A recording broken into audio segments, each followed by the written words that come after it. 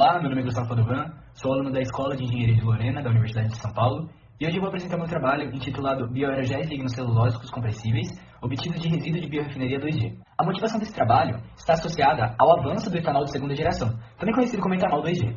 Nos próximos anos, cenários para o setor sucroenergético indicam um aumento da capacidade de produção do etanol 2G no Brasil, com uma maior incorporação dos resíduos agroindustriais, como o bagaço e a palha da cana-de-açúcar, como matérias-primas para esse processo.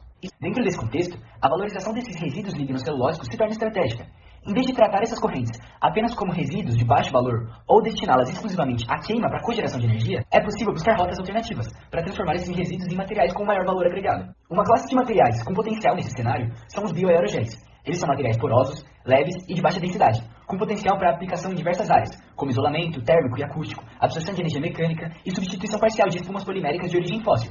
Um exemplo importante dessas espumas é o poliestireno expandido, também conhecido como EPS ou comercialmente conhecido como isopor. Entretanto, hoje na literatura, a maioria das rotas para produzir bioaerogéis ou bioespumas a partir de material lignocelulósico utiliza alguma etapa de purificação, branqueamento ou deslignificação. Essas etapas aumentam o número de operações, o consumo de reagentes e a complexidade do processo. Por isso, a proposta desse trabalho foi avaliar uma rota mais direta, usando uma corrente lignocelulósica residual sem remover previamente a lignina. A figura 1 resume essa lógica. Materiais lignocelulósicos, como o bagaço de cana-de-açúcar, entram em uma biorrefinaria e a partir desse processamento nessa biorrefinaria são gerados os produtos principais, como o etanol de segunda geração, por exemplo. Mas também resíduos.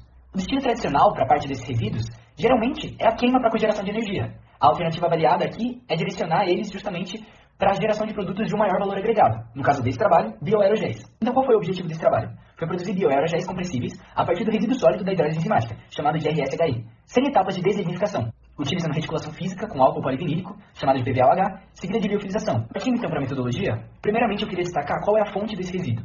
De onde ele vem? O RSHE foi gerado em uma planta em escala piloto, no Laboratório Nacional de Biorrenováveis, o LNBR, localizado no Centro Nacional de Pesquisa em Energia e Materiais, o CNPEM. Essa planta operava sob o conceito de biorrefinaria, utilizando bagaço de cana-de-açúcar para a produção de etanol 2G.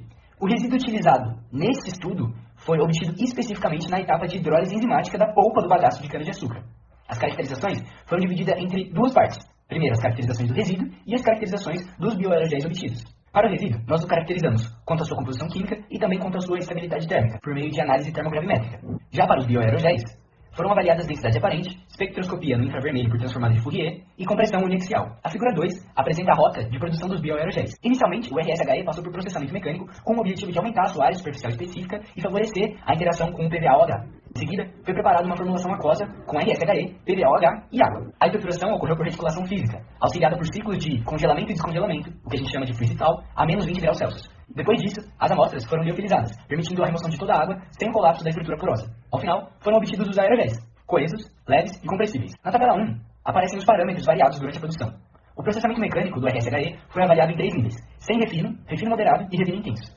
Também foram avaliadas as concentrações de RSHE de 3, 4 e 5% de massa de RSHE por massa da suspensão, além dos teores de PVOH de 10, 30 e 50% de massa de PVOH por massa em relação ao RSHE seco. Na parte dos resultados, nós temos a tabela 2, que mostra a composição química do resíduo. O resíduo apresentou aproximadamente 66,5% de lignina, 16% de celulose, 4,5% de xilana e 10,4% de cinzas.